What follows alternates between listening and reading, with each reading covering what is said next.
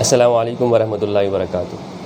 ایک دوست نے سوال کیا ہے کہ مفتی صاحب یہ بتائیں کہ ایک سنی لڑکا وہ کسی شیعہ خاتون سے شادی کر سکتا ہے یا شیعہ جو ہے وہ سنی لڑکی وہ کسی شیعہ نوجوان سے شادی کر سکتی ہے؟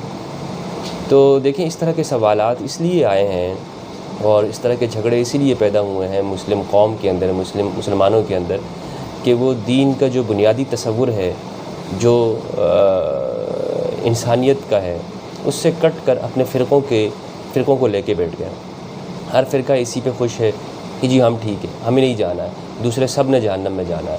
ہر فرقہ یہی کہتا ہے، چاہے سنی ہو یا شیعہ ہو، اور پھر شیعوں کے اندر فرقے ہوں یا سنیوں کے اندر ہو، ہر فرقہ یہی کہہ رہا ہے کہ جی صرف ہم نے ہی جنت میں جانا ہے، ہمارا ہی اس کے اوپر قبضہ ہے، باقی سارے تو جو وہ جہنم میں جائیں گے مردود ہیں، سارے دنیا بھر کے سارے لوگ۔ تو یہ جو تصور پیدا ہو گیا ہے کہ نجات صرف اور صرف ہمارے لیے ہے اور عذاب سب کے لیے ہے، تو اس وجہ سے پھر یہ سوال پیدا ہو گئے ہیں کہ اگر ہم نے اپنے فرقے سے ہٹ کر کہیں اور پہ شادی کرا دی یا نکاح کر لیا، کسی بہو بنا کے گھر لے آئے، اگر سنی فیملی ہے تو وہ شیعہ کو جو ہے وہ شادی نہیں کرتے، اس میں رشتہ نہیں کرتے، اور اگر شیعہ ہے تو وہ سنیوں میں نہیں کرتے۔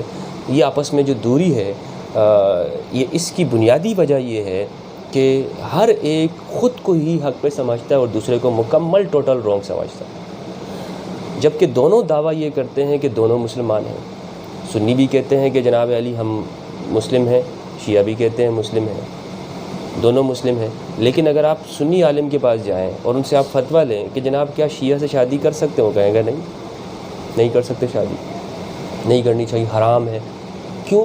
اس لیے کہ شیعہ مسلم ہی نہیں ہے ان کے نزدیک، شیعہ تو کافر ہیں ان کے نزدیک۔ اسی طرح آپ شیعوں کے پاس چلے جائیں تو دونوں نے ایک دوسرے کے اوپر دوری اختیار کر لی ہے اور شروع دور سے ایک دوسرے پر فتوے لگتے رہے ہیں۔ میرا جواب اس حوالے سے یہ ہے کہ ایک سنی لڑکا شیعہ لڑکی سے شادی کر سکتا ہے، کرنی چاہیے، کر سکتا ہے نہیں، کرنی چاہیے، تاکہ دونوں میں قربت بڑھے، دو فیملی، دو خاندان، دو مسلک وہ ایک دوسرے کے قریب ہوں گے۔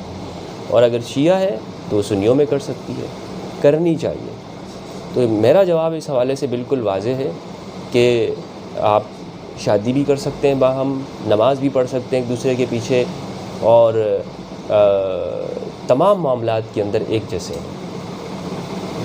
ایک دوسرے سے جو یہ کہہ کر کہ جی وہ دوسرا گمراہ ہے، دوسرا فرقہ گمراہ ہے، باطل کے اوپر ہے، جہنم میں جائے گا، فلاں گستاخ ہے، فلاں یہ ہے، صحابہ کا گستاخ ہے، سارے جو ہے وہ شکوک ہیں، اپنی طرف سے بنائی ہوئی بات ہے، کوئی اس میں سچائی نہیں ہے۔ دونوں طرف سے جو چیزیں ہیں وہ اس چیز کے اوپر بحث کرتی ہیں کہ دونوں سمجھتے کیا ہیں، دونوں کے نزدیک نظریہ کیا ہے، وہ حقیقت سے اس کا کوئی تعلق نہیں ہے۔ بہت شکریہ۔